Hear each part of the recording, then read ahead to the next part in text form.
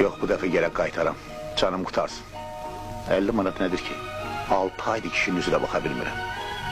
Yox, yox, mütləq qaytarmalıyam.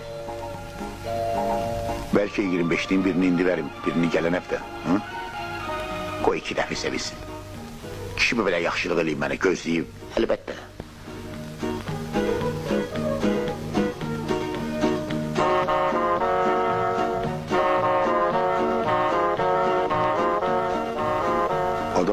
Adı.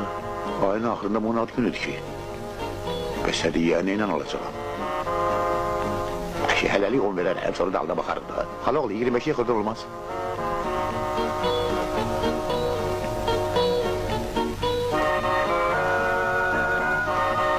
Çok sağ ol.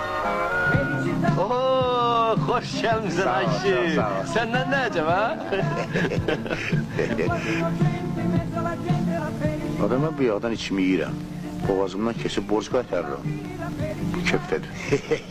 Bağışla yiyirəm. Sənə də yanında xəcalətliyəm. Ne diyor? Sən mənə onca manat əl borcu verərsən. Hə.